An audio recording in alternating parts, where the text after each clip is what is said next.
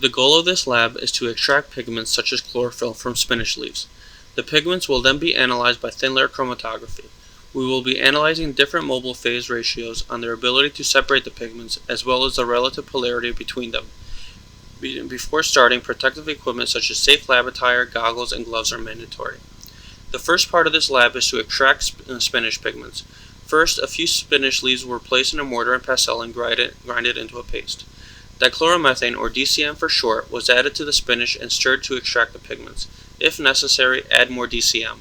It's okay to add a little more because it will be evaporated later.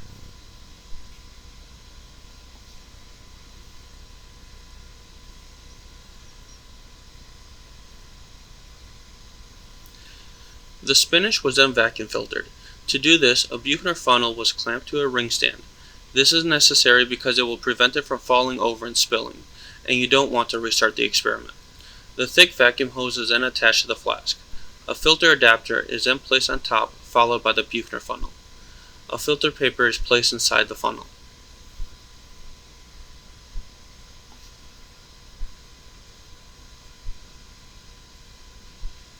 The vacuum is turned on and a small amount of solvent, in this case DCM, is added to the top of the funnel to allow the filter paper to stick to the funnel and close any gaps.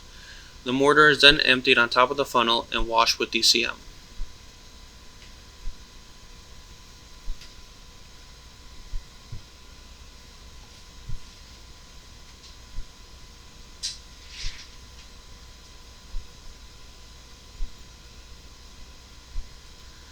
The solids stay at the top of the funnel and the liquid falls to the flask.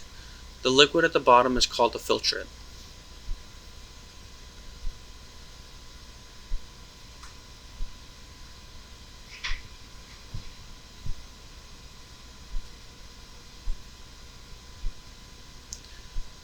When done, the hose is taken off first to prevent the water from backflowing into the flask. The rest is then dismantled and the filtrate is carried on to the next step.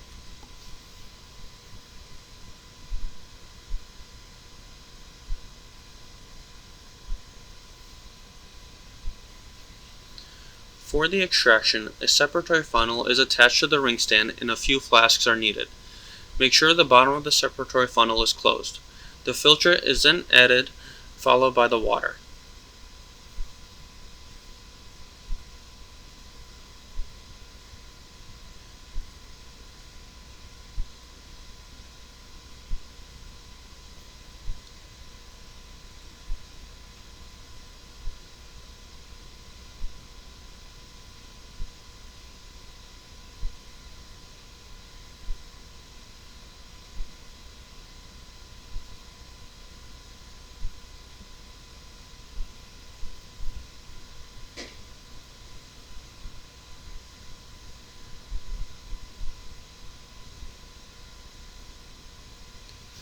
The cap is then put on and the separatory funnel is shaken a few times. During the shaking, the separatory funnel is vented to remove excess gas.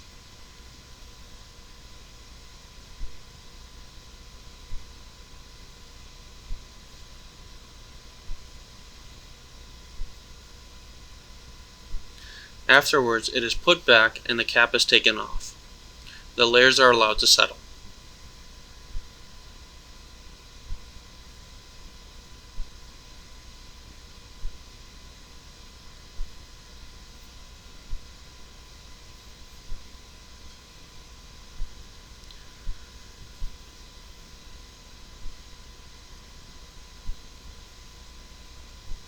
Once settled, the organic layer and the aqueous layer are drained into separate flasks.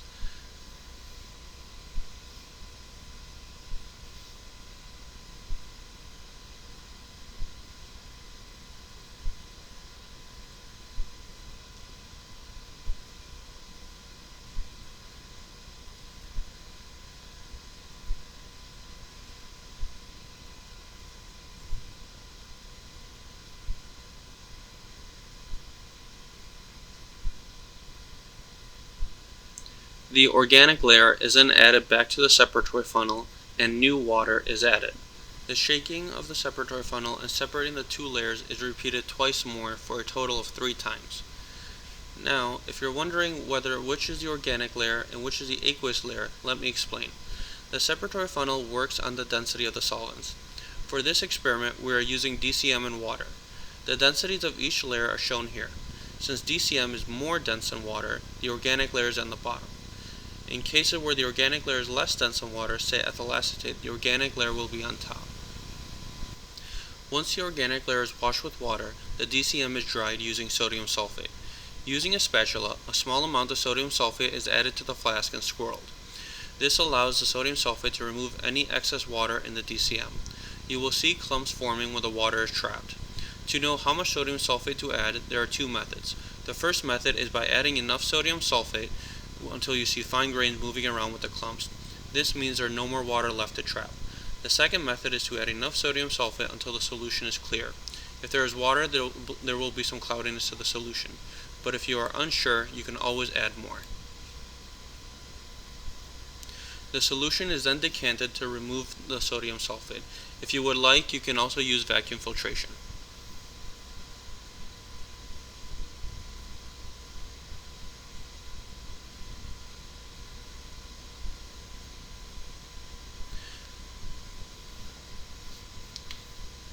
Once decanted, the solution is concentrated by boiling off most of the solvent. About a fifth of the original volume should be left. Be careful not to burn yourself. In this case, DCM has a very low boiling point, but if you would like to be cautious, use tongs.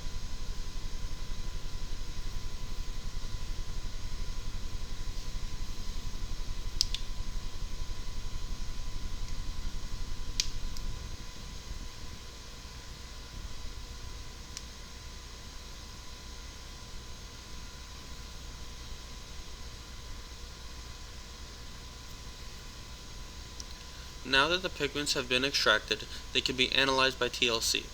To start this part, a TLC plate is spotted by using a capillary that has been dipped in the sample. The spot should be about a centimeter above the TLC plate bottom. Make sure it is above the solvent line. When spotting the plate, make sure you not use a lot of pressure. You don't want to scratch the silica coating.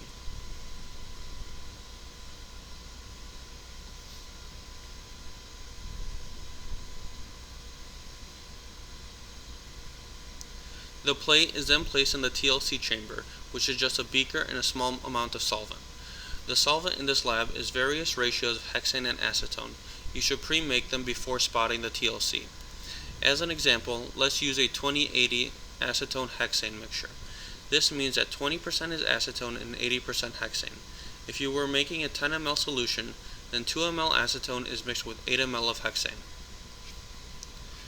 The spotting of the TLC is done 6 times total by using various solvent ratios of 0 to 100, 20-80, 40-60, 60-40, 80-20, 100 to nothing, hexane acetone.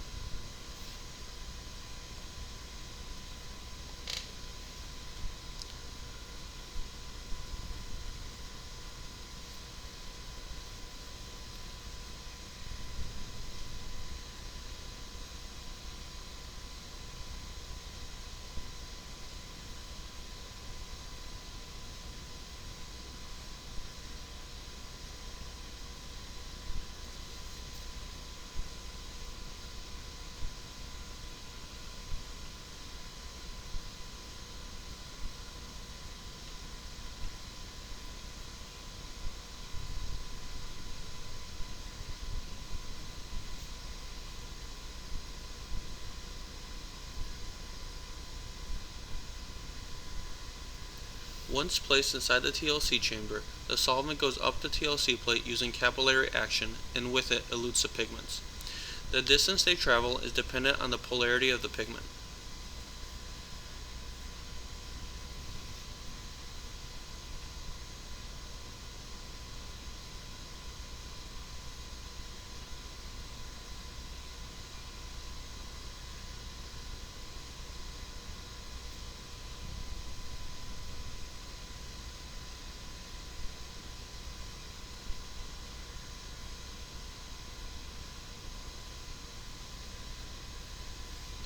When the solvent is about a centimeter from the top, the TLC plate is taken out and marked how far it traveled.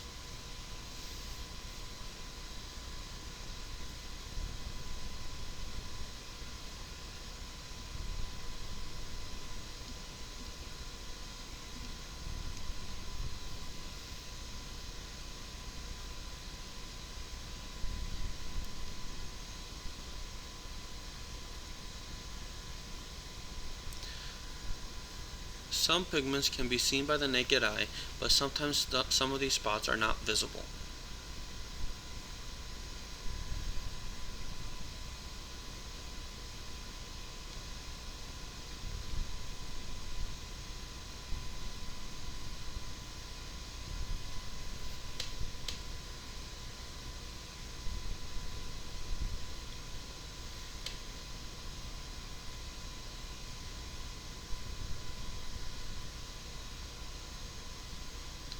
To be able to see some of these invisible spots, we see the plate under UV light.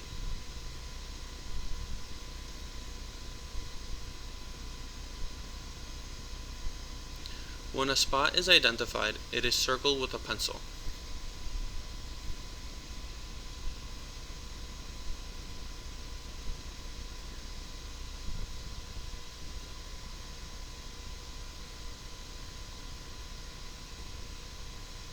Once all spots are identified, the RF can be calculated.